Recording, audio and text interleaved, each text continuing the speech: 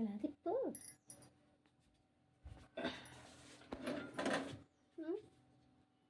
Hi friends, మన Venkatadurga YouTube ఛానల్కి స్వాగతం అండి. ఏంటి క్రాంతి పెరుగు బజ్జీ మిర్చి పట్టుకుని కూర్చుని ఉంచుంది వీడియో అంటుంది అనుకుంటున్నారా? నో కన్ఫ్యూజన్ అండి, మన ఆడియన్స్కి చెప్తున్నాను. ఈరోజు నాకు చాలా మిరపకాయలు తినాలనిపించిందండి. మా బ్రోని తెమ్మంటే రోజు తెస్తానని తేవడం లేదు. ఈరోజు మార్నింగ్ వెజిటేబుల్ మార్కెట్కి వెళ్ళి తీసుకొచ్చాడు. ఫ్రెష్గానే చూడండి, నవనవలాడుతూని. ఇవి ఎలాగేయాలో స్టార్ట్ చేద్దాం రండి. ఇవ్వండి, బజ్జీ మిర్చి తీసుకుని కడుక్కోకండి. కడుక్కుంటే బూజు వచ్చేస్తాయి, అర్థమైందా? ఇది మనకి 1 year పాటు నిల్వ ఉండాలి అంటే కడుక్కోకూడదు. పొడి బట్టతోటి ఇలా తుడిసేసుకుని ఇలా మధ్యలోకి ఒకే ఒక గీత ఇలా, అంతే. అలా ఇంకోటి చూపిస్తున్నాను. ఇలా ఇదిగోండి, ఇలా బజ్జీ మిరపకాయలే బాగుంటాయండి. చల్ల మిరపకాయలకి నేను మరీ ఏం చెప్తున్నానంటే మీరు బజ్జీ మిరపకాయలే తెచ్చుకోవాలి. ఇలా మిర్చి చూడండి, ఇలా ఘాట్లు పెట్టేసాను కదా, ఇలా ఘాట్లు పెట్టేసాను. ఈ పక్కన పెట్టేసుకోండి. 1 kg మిరపకాయలకి ఒక సాల్ట్, ఒక గుప్పె చారెడు సాల్ట్ వేసేస్తున్నాం. కొంచెం వాటర్ తీసుకున్నాం.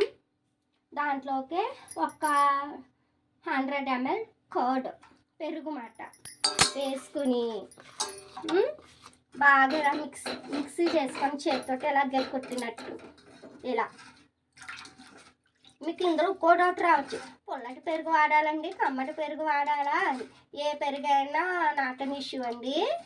ఇలా చేసుకోవాలి. చూసారా, సాల్ట్ అంతా కరిగేదాకా ఇలా రొటేషన్ చేసుకుంటూ కలుపుతూ ఉంటే సాల్ట్ కరిగిపోద్ది.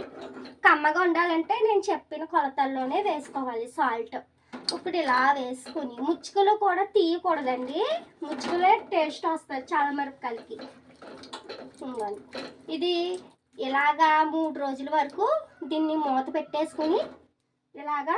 ఇప్పుడు నా దగ్గర ట్రై ఉంది అవైలబుల్గా, మీకు అర్థం అవడం కోసం నేను ఇలా చూపిస్తున్నా. 3 రోజుల వరకు ఇలా ఉంచండి, కలపకూడదు, ఓకేనా? ఆఫ్టర్ 3 days అయ్యాక ఒక్కో మిరపకాయ తీసేసుకుని ఇలా ఎండలోని మన డాబా మీద ఎక్కడో చోట ఇలా ఎండ వచ్చి ప్లేస్లో పెట్టుకోవాలి.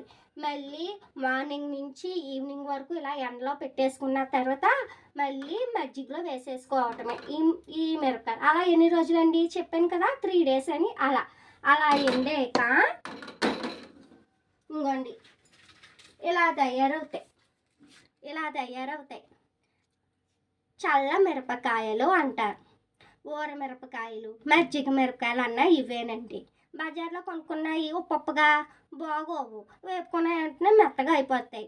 ఎందుకండి, మనకు వచ్చు కదా, అందుకనే రాని వాళ్ళ కోసం నేను చేసి చూపిస్తున్నాను. చూసి నేర్చుకోండి ఫ్రెండ్స్. నా వీడియో కానీ నచ్చినట్లయితే షేరు, లైక్, సబ్స్క్రైబ్ మట్టికి చేసుకోండి ఫ్రెండ్స్ ప్లీజ్. మళ్ళీ నెక్స్ట్ వీడియోలో కలుద్దాం.